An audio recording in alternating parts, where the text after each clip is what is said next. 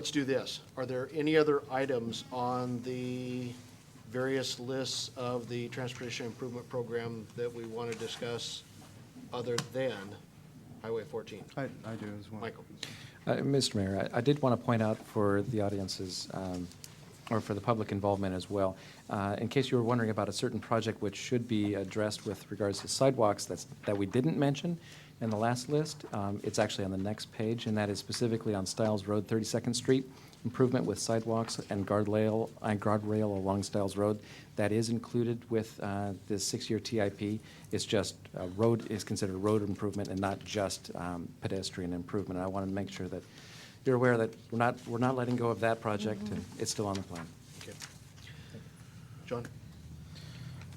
One of the things that that kind of sticks out to me on this TIP is that at least I don't see anything that is making any future investments in our future areas where we can have economic development up on behind Woodburn Hill, as well as over on top of Mount Norway, and so there's not really anything in this that I see, unless there is, and I'm not seeing it. But it's not anything in there that's really kind of paving the way for that kind of future economic development. I know we're not going to be annexing next year, but at least kind of putting our heads in motion in that direction, because that's developable land up there, and that's mixed use. I mean, that could be our Prune Hill eventually. So. Yeah.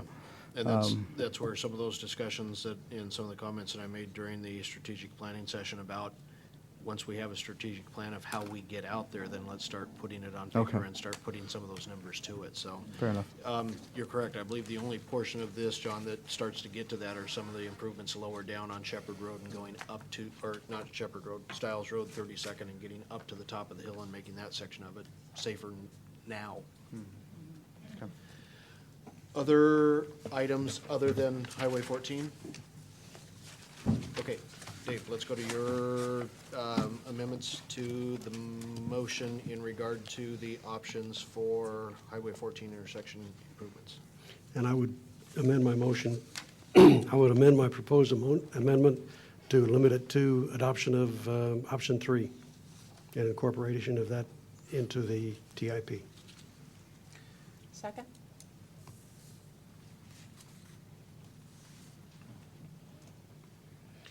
We've got a motion and a second to select option 3 for the Highway 14 intersection improvements. Discussion? Any additional discussion? Hearing none from council, I'm going to inject a couple at this point that I've held off on. I'll agree with some of the comments here that my personal belief is that some folks may be giving too much credence to the word roundabout in here.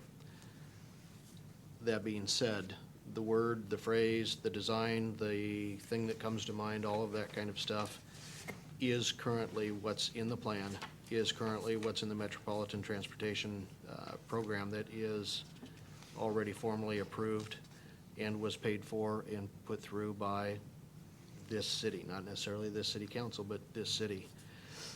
I don't believe, as others have expressed, I don't believe that that ties you into accepting roundabouts. I believe that that is a statement by the city that, yes, we still want the full meal deal, but we realize at $120 million, it's probably never going to happen. So the comment that the interim solution may become the permanent solution, I believe, is probably closer to true.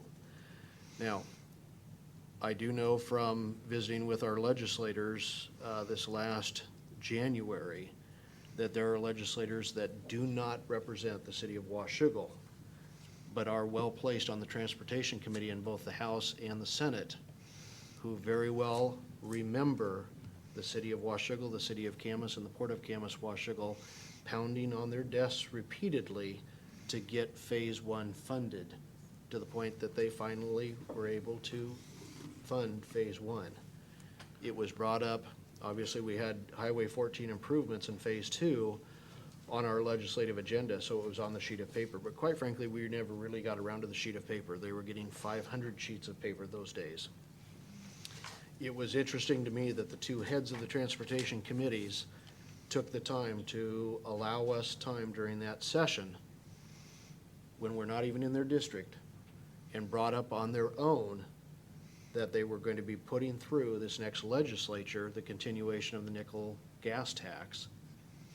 And their comments individually, without prompting, were, we understand that's a priority to you folks down there because of Phase 2 of Highway 14.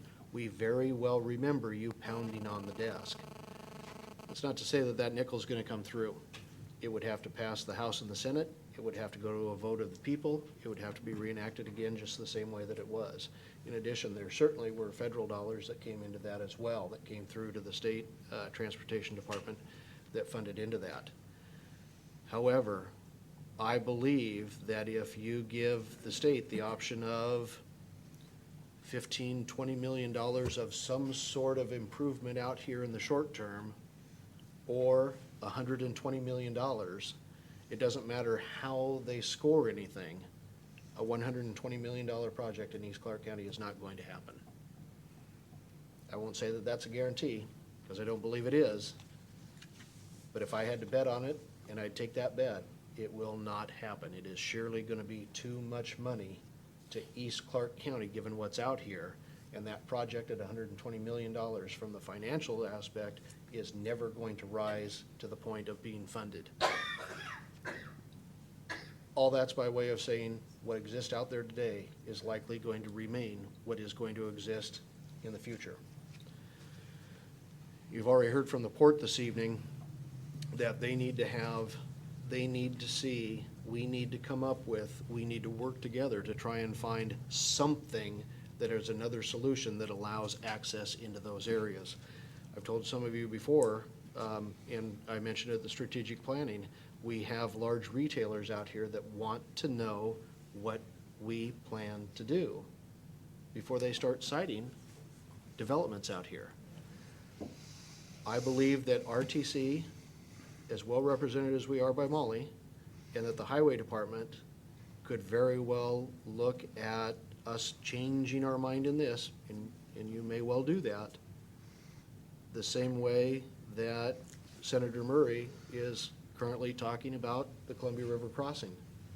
Folks, I'm trying to get you money to plan this thing, but you know, I'm not going to bat for you for the big dollars until you figure out what you want, because none of you have an idea yet. You keep going back and forth, back and forth, back and forth, and until you figure it out, I'm not gonna step up to the plate for you. And I can see these same individuals doing that same thing, going, you know what, it is not any problem for us if Washougal doesn't want those intersection improvements. We can take them away because there's a lot of other things to fund. I don't believe it will come back to the table, but that's just my perception of it. Dave? A question for the staff, if I may. Trevor, is there anything that precludes us from asking the State Department of Transportation for their assistance in designing an interim solution? That would be an option. Obviously, resources are scarce regardless of what agency or jurisdiction, municipality it is. DOT does have a lot on their plate in the southwest region, but we could broach that subject with local programs. Okay, so We absolutely could ask them. if there were sufficient